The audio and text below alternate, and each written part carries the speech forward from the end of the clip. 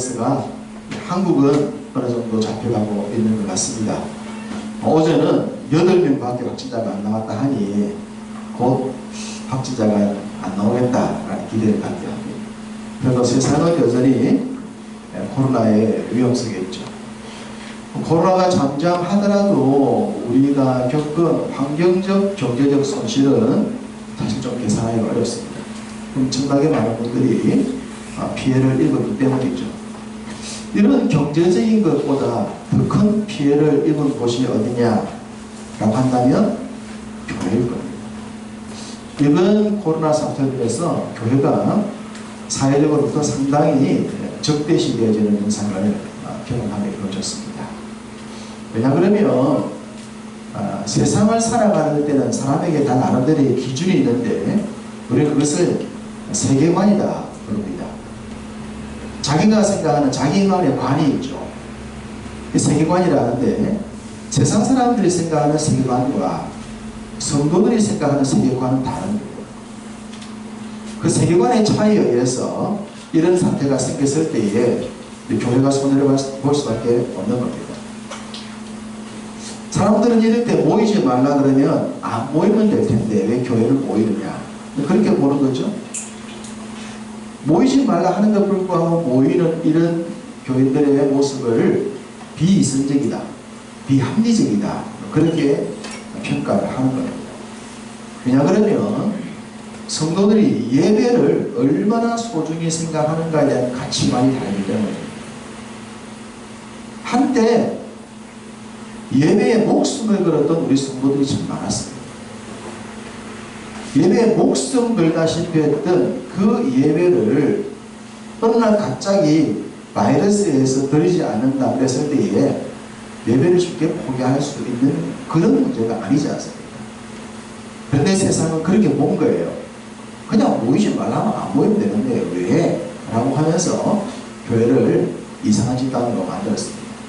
뿐만 아니라 모이는 교회에 대해서 매스컴이나 심지어 정통적인 신앙을 갖지 않은 분들은 교회가 모이는 것은 헌금 때문이다, 돈 때문이다 그렇게 또 해석을 했습니다.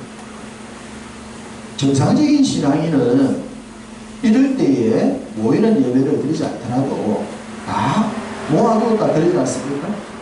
우리 교회도 당연히 모아서 다 드리고 있습니다. 조금의 차이가 날 수 있겠지만 그것 때문이 될 수가 없는 거예요. 그게 본질이 아니죠. 그런데 세상도 그런 식으로 평가하고 있고 심지어 매스컴에 나온 어떤 믿는다는 사람들도 그런 식으로 스스로의 교회를 평가절하하는 그런 얘기들로 인해서 교회가 상당히 큰 어려움을 당한 건 사실입니다. 그리고 앞으로 한국교회는 이와 비슷한 여러 가지 일들로 인해서 지속적으로 어려움을 당할 수밖에 없을 것입니다. 이런 위기를 잘 극복하기 위해서는 우리가 평상시 세상 속에서 그리스도인으로 달라져야 됩니다. 신뢰받는 사람이 되어야 됩니다. 모순덩어리, 거짓말 그런 자의 부류에 들어가서는 안 됩니다.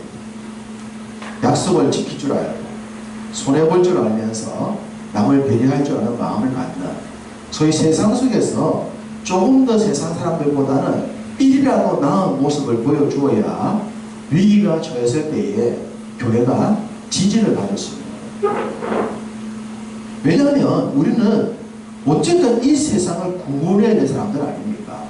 우리 주변에 교회를 욕하고 우리를 반대하는 사람들에게 복음을 전하여 그들도 함께 천국가도록 만들 때 사명을 가지고 있기 때문에 그 거룩한 목적을 위하여 평상시 세상 속에서 조금 손해를 보더라도 조금 억울하더라도 그렇게 걸어갈 수 있는 그런 삶을 살아야 된다. 앞으로는 더욱 그래야 될 줄로 믿습니다. 이 세상에 거룩한 하나님의 나라를 세우기 위해서입니다. 오늘 말씀은 역대하입니다. 역대상과 역대하를 보게 되면 다윗과 솔로몬이라는 이 두 사람에 대해서 굉장히 많은 할애를 하고 있음을 보게 됩니다. 그것은 하나님께서 이 다윗과 솔로몬을 그만큼 좋아하셨다라고 하는 것이고 다윗과 솔로몬이 하나님이 좋아하실 수밖에 없는 삶의 모습을 보여줬다라고 하는 것을 말해주고 있습니다. 소위 역사 속에서 제국주의를 주창하면서 이웃 나라를 정복하여 거대 제국을 만들었던 최초의 제국은 아수르입니다. 500년이나 긴 제국을 자랑할 정도로 강력한 힘을 자랑했던 나라고, 그 아수르가 남겨놓은 유적들은 지금도 많은 곳에 있죠. 하나님은 이 아수르라고 하는 제국이 등장하기 전부터 힘과 권력을 남용하여 약한 자를 무시하고 지배하는 그런 제국주의를 싫어하셨습니다. 그렇기 때문에 하나님이 세우고자 하셨던 나라가 제사장 나라였습니다. 제사장 나라. 그 제사장 나라를 만들기 위해서 선택하셨던 나라가 이스라엘이에요. 이스라엘은 신명기에도 나와 있지만 작은 민족, 약한 민족이었습니다. 작고 약한 민족을 선택하여 그들로 하여금 약자들과 함께 살아갈 수 있는 세상의 한 모습을 보여주고 싶으셔서 제사장 나라를 이스라엘에게 위임을 하셨던 거예요.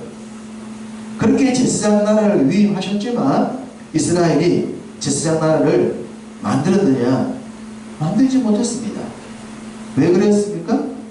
그들도 제국주의와 동일한 욕심 때문이었습니다. 그들은 알량한 권력과 힘을 가졌을 때에 종들을 만들었고 노예를 만들었고 나그네와 이방인이라고 하고 또 죄인이라고 하는 제도를 만들었습니다. 자신들은 어렵고 자신들 외에는 이방인이요 죄인이다, 종들이다, 노예 취급을 만들어버립니다. 그들도 애굽에서 노예 생활을 했으면서, 그들도 그들의 조상 아브라함이 나그네 생활을 했으면서, 그들도 힘을 가진 나라들에게 이방인 취급받았으면서 알량한 힘과 권력이 생기자 자기 주변에 있는 사람들을 죄인 취급하고 약자 취급하고 범죄인 취급해버리는 그런 악행을 범했던 겁니다. 그러니 하나님이 이런 이스라엘을 그냥 둘 수 없었던 거예요. 그렇게 힘과 권력과 재물과 능력을 가지고 있더라도 남용하지 않으면서 더불어 함께 살아갈 수 있는 세상을 만들고자 하셨을 때 왕이라고 하는 절대 권력을 쥐었음에도 불구하고 그 권력을 남용하지 않았던 사람이 다윗입니다. 하나님이 왜 다윗을 좋아하셨냐 그러면 다윗은 힘이 없는 목동이었을 때나 절대 권력을 쥐었던 왕이었을 때도 그의 우선순위가 하나님께 있었고 하나님 목도에 있었습니다. 그래서 약자들을 배려하고 힘없는 사람들이 함께 살아갈 수 있는 세상을 만들고자 애를 썼던 거예요. 그런 다윗을 하나님이 좋아하셨어요. 뿐만 아니라 그의 아들 솔로몬도 그 아버지를 반 정도는 닮아갔대요. 반 정도. 아버지를 반 정도 닮은 이 솔로몬을 그래서 하나님께서 좋아하신 겁니다. 하나님이 다윗과 솔로몬을 좋아하셨다는 증거를 성경 여러 군데서 볼 수 있는데 그냥 양쪽으로 가장 명료하게 볼 수 있는 것이 역대상과 역대하입니다. 역대상은 저지난주에 말씀드렸듯이 다윗의 얘기가 전체입니다.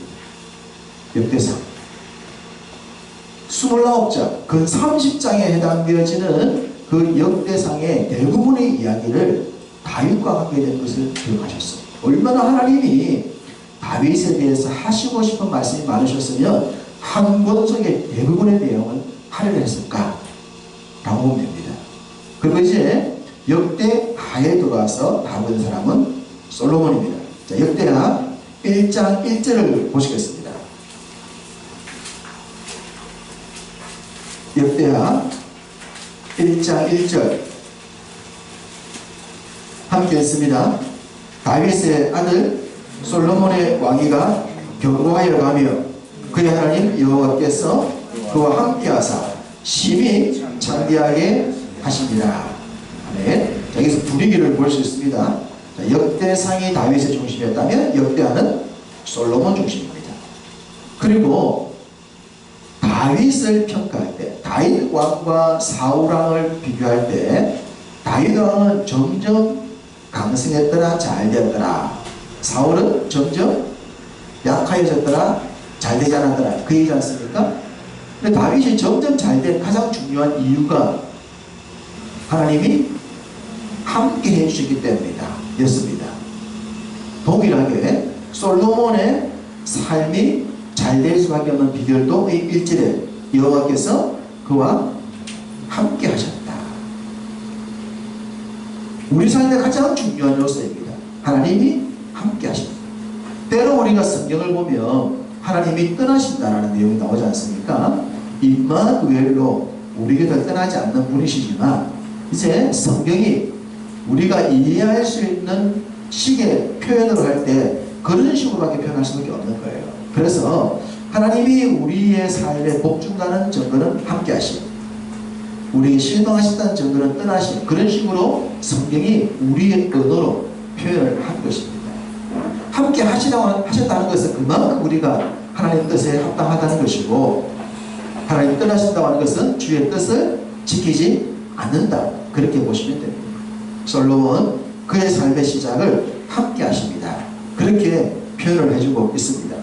그러면서 1장은 솔로몬의 우선순위가 무엇이었는가를 보여주고 있는데, 우리가 잘 알듯이 번제드린 장면, 번제드린 장면을 보여주고 있습니다. 몇 번의 번제입니까? 네, 1천 번제입니다. 여기서 이제 1천 번제가 나오죠. 그래서 어떤 분들은 하나님께 1,001 작정 기도를 하기도 하고 1천 헌금을 드리기도 하고 여러 가지 1천과 관계된 신앙의 모습들을 나타내기도 합니다.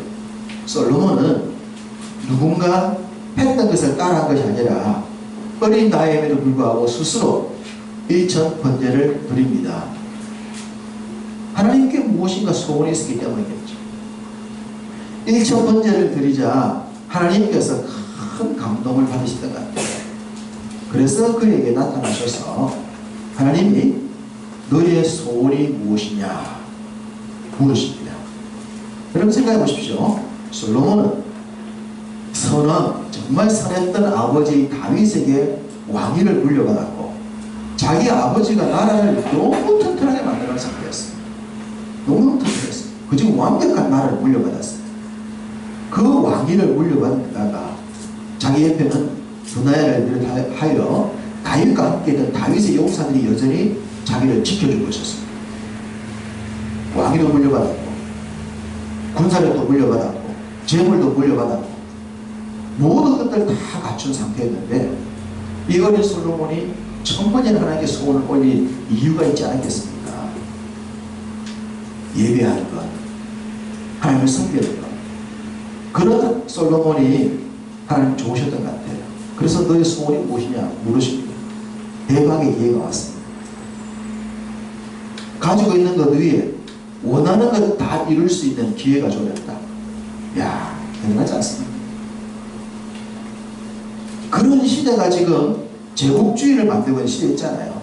솔로몬이 살았던 그런 시대가 솔로몬이 930년에 죽으니까 970년, BC 970년에 왕이 되었는데 제국주의 시대가 움직이는 때였습니다.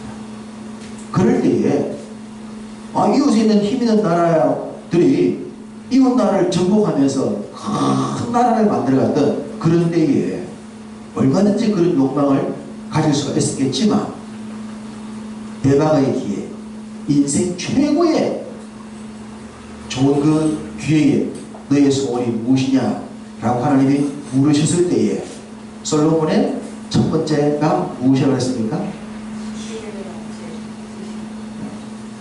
제일 먼저 그가 말했던 것이 감사라고 했습니다. 감사.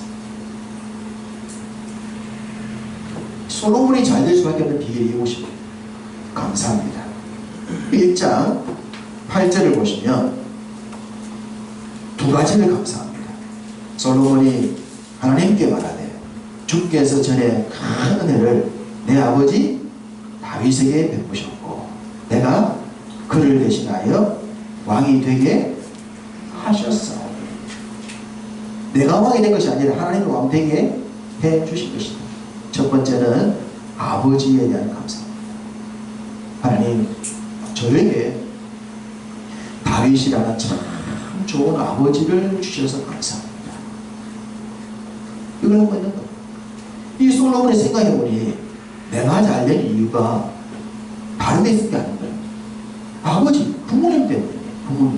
부모님이 신앙의 절개를 지키면서 하나님께 복받는 삶을 살았기 때문에 그 아버지 때문에 내가 지금 이 복을 누리고 있는 것이지 내가 잘나서 그것이 아니다. 그래서 먼저 너 소리 뭐냐 물으니까 내게 참 좋은 아버지 주셔서 감사해요. 두 번째, 그 아버지에게 나 같은 아들이 나게 하신 이후 나에게 왕이 되게 해주셔서 감사해요. 야, 참 어린 나이에 이 정도 수준 넘으면 대화 끝난 거죠. 60대 할아버지하고 10대 아이가 대화를 주고하고 있는데 10대 아이가 이런 얘기하고 있으면 60대 완전 기죽는 겁니다. 어린 나이에 솔로몬 감사를 했어요. 두 가지의 감사. 하나님이 깜짝 놀라셨을 거예요. 야, 얘 봐라. 얘 수준이 다르네. 끝이 다르네. 아니, 어린아이 같으면 좀 어린아이 같은 걸 구해야 될 텐데 뭐야 이게. 하나님 놀랄 정도의 감사가 나옵니다. 그리고 두 번째는 하나를 구하지 않습니까? 이 감사 위에 일 갖고 뭡니까? 지혜. 지혜를 주십시오. 내가 어린 나이에 왕이 됐는데 다스릴 백성들의 숫자는 많습니다. 내가 권력과 능력과 군사력으로 할 수는 있겠지만 이 사람들을 감동시키면서 정치하기 위해서는 그 마음을 잡을 수 있는 지혜가 필요합니다. 하나님 저에게 지혜를 주십시오. 하나님이 또 감동을 받으시잖아요. 야, 얘 봐라. 진짜 나를 갖다가 몇 번씩 감동시키네. 이 녀석 정말 대단한 녀석이에요. 그래서 하나님이 주시는 결과가 뭡니까? 원하는 지혜 플러스 부귀와 영화. 지혜, 부귀, 영화. 누릴 수 있는 건 전부 다 하나님이 다 주고 싶어 했던 거예요. 이 솔로몬의 반응은 우리가 하나님께 복받을 수 있는 비결은 다 여기 들어있습니다. 우리가 부모님에게 사랑받는 비결도 여기 다 들어있지 않습니까? 우선순위가 뭐냐는 거예요. 우선순위가. 여러분은 여러분의 자녀가 무엇에 우선순위가 될 때 기분이 좋아요? 아버지, 아파트 사드릴게요. 차 사드릴게요. 저 열심히 벌어가 차 사드릴게요. 차 안 사줘도 뭐 헌차라도 타고 다닌다. 차 있다. 집 뭐 좋은 집 아니라도 살만한 집도 있다. 우리 자녀들이 우리 부모를 감동시킬 때 가장 우선 뭐가 되겠습니까? 우리 자녀들이 하나님을 감동시켜. 거기 관심. 하나님을 감동시켜. 야, 이 녀석은 나보다 하나님께 더 열정이네. 나보다 더 앞서가고 있네. 부모가 자식한테 이런 걸 좀 보면 좋지 않겠습니까? 자식의 신앙에 도전받는 부모. 야, 얘들이 나보다 더 앞서가고 있네 지금. 나이가 아직 20대고 30대인데 지금 나보다 더 앞서가? 나는 20대 30대 이런 못했는데. 우리 자녀들한테 이런 도전을 받을 수 있는 우리 자녀의 우선순위가 거기에 있을 때 하나님의 복은 당연히 올 것이라 믿습니다. 당연히 올 것입니다. 그런 기도를 하시고 어릴 때부터 그렇게 얘기를 하십시오. 너의 우선순위는 하나님을 감동시켜야 됩니다. 하나님을 감동시켜야 됩니다. 하나님을 감동시키는 사람이 부모한테 잘하는 것은 말할 필요가 없습니다. 성경에 다 나와 있는데 굳이 우리가 말할 필요가 없어요. 성경에 다 기록되어 있는데. 솔로몬은 그렇게 하나님을 엄청나게 감동시켜버려요. 그래서 하나님이 그가 원하는 지혜와 부귀와 영혼까지 다 줍니다. 그리고 난 뒤에 나오는 것은 성경에 솔로몬이 했던 삶의 가장 중요한 성전 건축 얘기가 나옵니다. 성전 건축 언약궤 안치, 성전 봉헌식, 이게 2장부터 7장까지 내용입니다. 역대하 2장부터 7장까지 보면 전부 솔로몬이 하나님께 어떻게 성전을 드렸는가 그 얘기를 하고 있어요. 그러고 난 뒤에 성전을 완공하여 하나님께 봉헌식을 드리고 나자 놀라운 일이 이루어집니다. 7장 12절을 보십시다.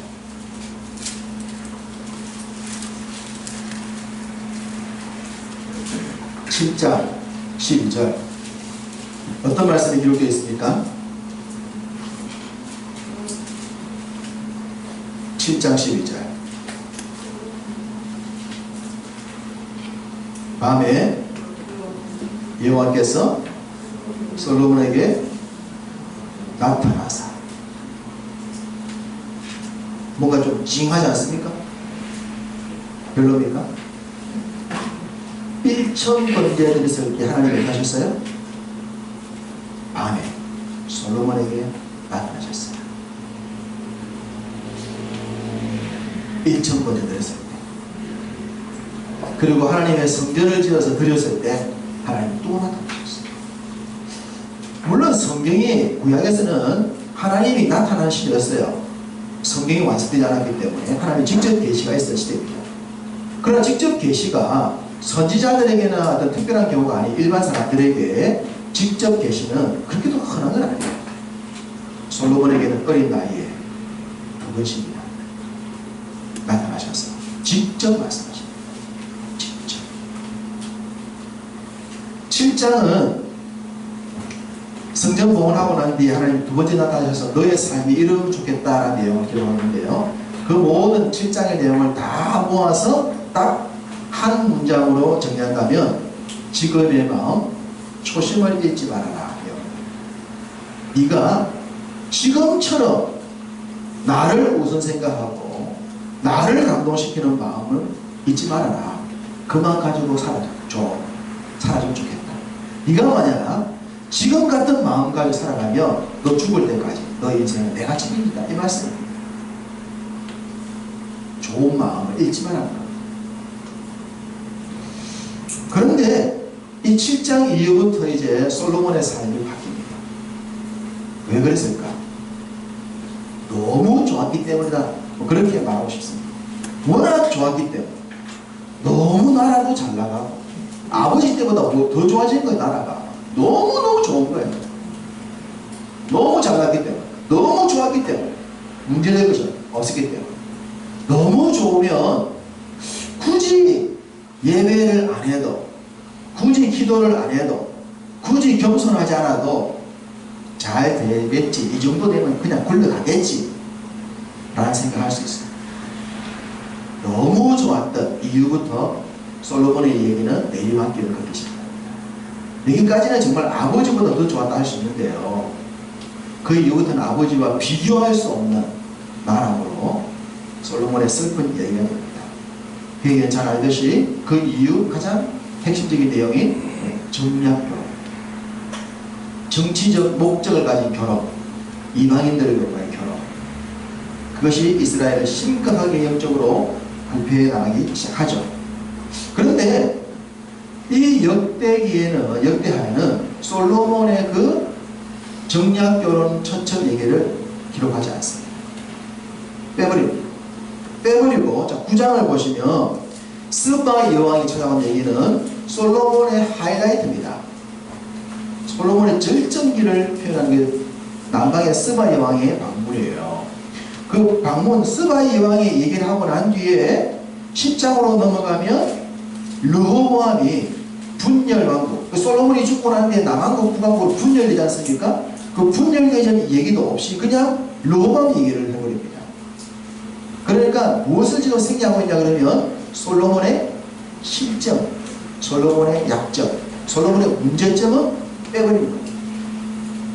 자, 역대기의 기록 목적이 뭐라고 그랬습니까?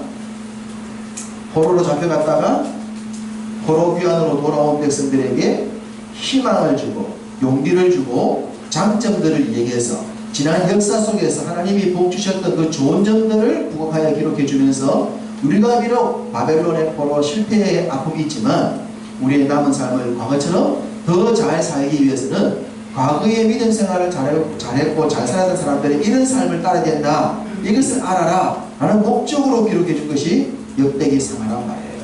그렇기 때문에 다윗의 얘기도 장점 중심으로 기록했고 역대하에서 솔로몬 기록도 단점을 뺀 채 장점 중심으로 기록하고는 다음 얘기로 넘어가 버리는 겁니다.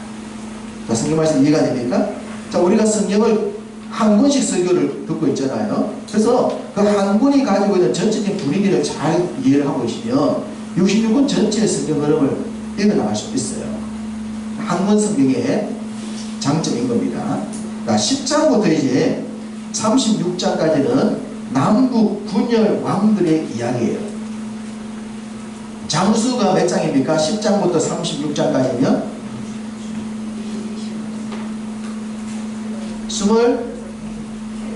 27장 됩니까? 10장부터 36장까지 27장입니다. 27장에 남북 왕이 총 몇 명 등장합니까? 남한국이 20명, 29, 8명, 그거 있잖아요, 노래. 그게 20명이 남쪽, 19명은 북쪽. 솔로몬 이후 분열왕국 왕은 총 39명입니다.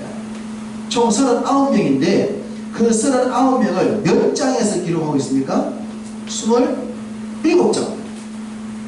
10장부터 36장까지 27장에 몇 명을 넣었다? 39명을 넣었다. 그러면 한 장에 한 명도 할애가 안 되죠? 한 사람 왕에 대해 기록한다면 39장 정도 해야 될 텐데 10장부터 36장까지 27장에다가 39명을 몰아넣는 거예요. 이것도 이제 기록자의 의도가 있다고 보는 겁니다. 자, 1장부터 9장까지는 누구의 얘기다? 솔로몬 얘기. 한 사람한테는 몇 장을 줬다? 9장. 39명에는 몇 장을 줬다? 27장. 저는 성경을 보면서 이런 분류 작업을 좀 좋아해요. 그 기록자의 의도가 들어있기 때문에. 기록자의 의도. 성경을 기록하신 하나님이 누구에 대해서는 많은 기록을 하고 누구에 대해서 기록을 안 하는 이유는 있지 않습니까? 동일하게 우리의 삶에도 마찬가지 않겠어요. 하나님의 관심도를 가져올 수 있는 모습을 갖는 것이 중요하다는 겁니다. 그게 우리의 복된 삶이 될 수 있는 겁니다. 자, 이렇게 39장, 9명을 27장에 몰아넣는데, 자, 10장을 보십시오. 10장을 보시면 이제 남한국 유다 르호본부터 시작하는 거예요. 바로 르호본부터 시작해요. 그리고 13장에 가면 북왕국의 초대 왕이었던 여로보암이 나옵니다. 13장에 10장에는 남한국의 초대왕이었던 르호보암이 나오고 13장에는 북왕국의 초대왕이었던 여로보암이 나오는데 여로보암 혼자 이야기가 아니라 남한국의 왕 누구? 아비야와 함께 기록하고 있는 거예요. 남한국 왕 얘기를 하면서 북왕국의 여로보암 얘기를 살짝 좀 넣어뒀다. 그렇게 보시면 됩니다. 또 18장을 보십시오. 18장을 보시면 북왕국의 아합 왕을 기록합니다. 아합 왕을 기록하는데 아합이 혼자 나오는 것이 아니라 남한국의 누구? 여호사밧과 함께 나와요. 왜냐 그러면 아합과 여호사밧이 이 결혼 동맹을 맺었던 그런 관계가 있기 때문에 그 내용을 보여주기 위해서 아합을 기록하고 있습니다만 독단적으로 북왕국 왕을 기록한 것이 아니라 남왕국 왕을 얘기하면서 북왕국 얘기를 살짝 넣어뒀다고 하는 겁니다. 이렇게 10장부터 39장을 보면 그 39명의 왕이 등장해야 되는 27장의 역대한 내용 속에 북왕국 이스라엘 왕의 얘기는 거짓 나오지 않습니다.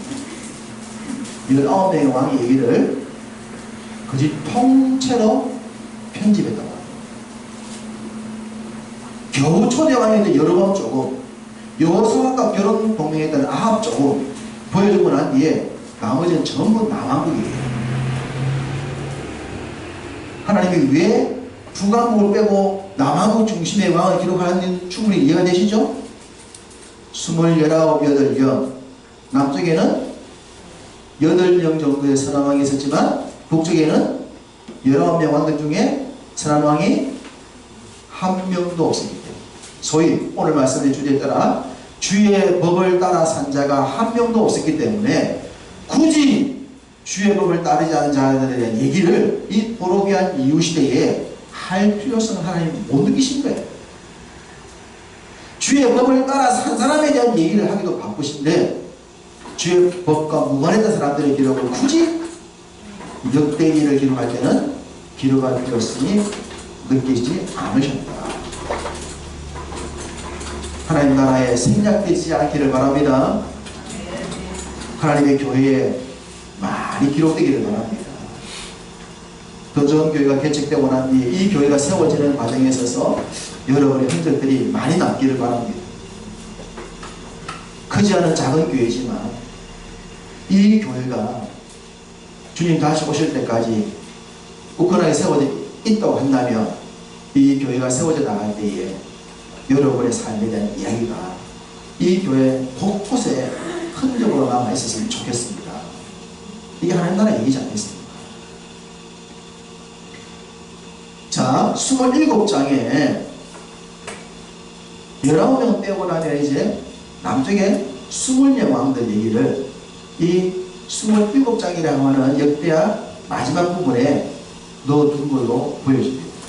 그러면서 우리가 분열 왕국 시대에 선한 왕 2명을 뽑는다면 누구와 누구를 뽑습니까? 히스기야와 요시야를 뽑지 않습니다. 2명, 39명 왕들 중에 2명을 뽑으라 그러면 히스기야와 요시야를 뽑습니다. 29장을 보십시오. 29장.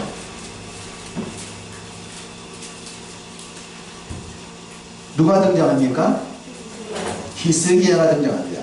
몇 장까지 기록되어 있습니까?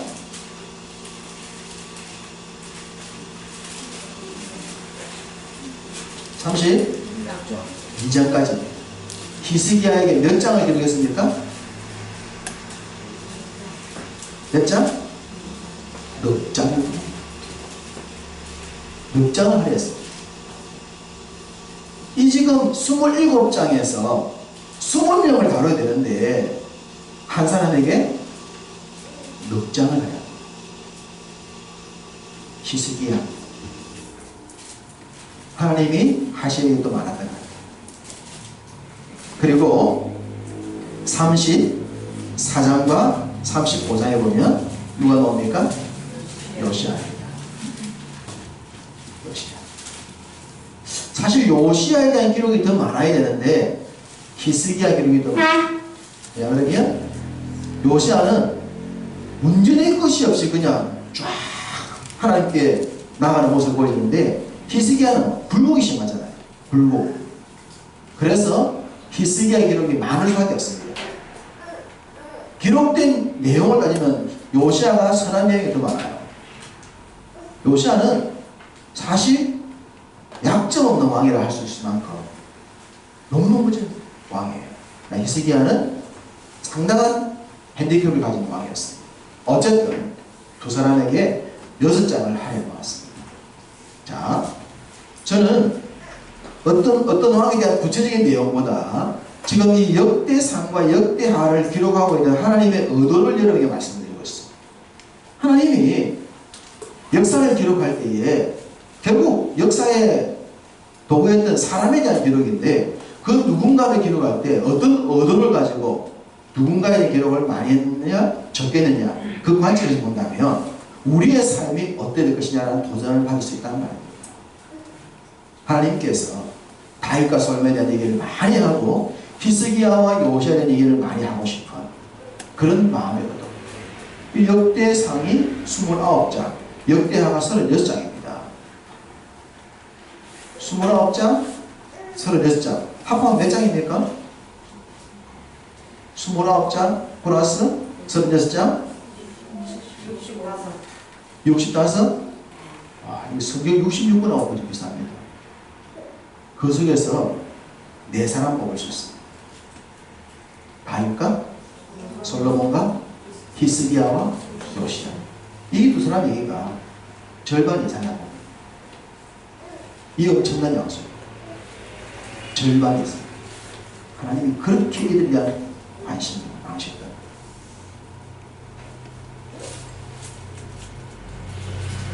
이런 마음의 중심을 가지면 된다. 자, 35장 18절입니다. 요시야에 대한 내용입니다. 35장 18절 같이 읽겠습니다. 선지자 사무엘 이후로 이스라엘 가운데서 유월절을 이같이 지키지 못하였고 이스라엘 모든 왕들도 요시야가 제사장들과 레위 사람들과 모인 온 유다와 이스라엘 무리가 예루살렘 주민과 함께 지킨 것처럼 유월절을 지키지 못하였다. 할렐루야. 역사 이래로 요시야 같은 왕 없습니다. 하나님 앞에 하나님을 섬기기 위해서는 1등이었다. 여러분 이런 1등 되시기 바랍니다. 영적인 1등주의 없이 하나님께 내 나름대로 최선을 다해서 하나님을 섬기고 내 삶의 우선순위는 항상 하나님입니다. 내 삶의 우선순위의 감동은 하나님을 감동시키는 것이다. 여러분이 이 요시야처럼 솔로몬 이후 사무엘 이후 그 주변에 그 어떤 것처럼 지키지 못할 정도로 최고로 지키는 그런 영적인 열정을 갖게 될 때에 그 아름다운 열정은 선한 영향이 되어서 여러분의 자녀도 여러분처럼 하나님을 그렇게 섬기려 할 것이고 당연히 하나님의 복을 받을 것이고 우리 지체들도 그런 것을 배워서 또 하나님의 그런 복을 받게 되지 않겠습니까? 우리가 사는 시대는 많이 힘든 시대입니다. 세상은 물질적인 것을 많이 요구하고 우리가 살아갈 때 좀 좋은 집에 좋은 것을 가지고 사는 것을 성공과 출세의 기준으로 제시합니다.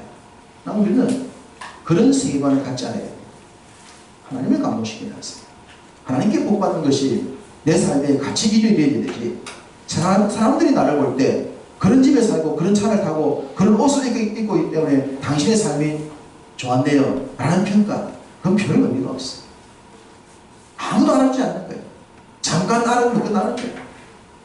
나보다 더 좋은 차 타는 사람 많고 더 비싼 옷 입는 사람 세상에 많아요. 그러나 영적인 우선순위가 아니에요.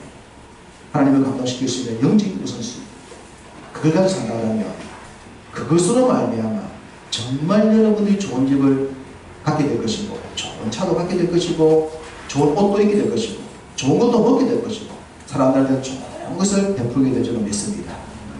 영적 우선순위가 먼저 되어서 모든 것이 더해질 수 있는 삶, 다윗처럼 솔로몬처럼 요시야처럼 하나님을 감동시키면서 앞선 누구와 비교할 수 없을 정도로 항상 최고의 가치를 평가받을 수 있는 주의 법도를 따라 사는 믿음의 삶. 오늘 마지막 역대기에는 하나님의 법을 따르는 이방인 고레스 왕에 대한 기록가 있습니다. 그도 주의 법을 따라 사는 사람이에요. 이방인 좋지. 하나님 이 모든 세상이 주의 법 따르기를 원합니다. 여러분 철저하게 주의 법에 우선하셔서 영혼이 잘된 처럼 범사가 잘되고 하늘의 신령한 복과 땅이 기름진 복, 누구들은 넘치는 복 다 받아 누리시기를 주님의 이름으로 축복합니다.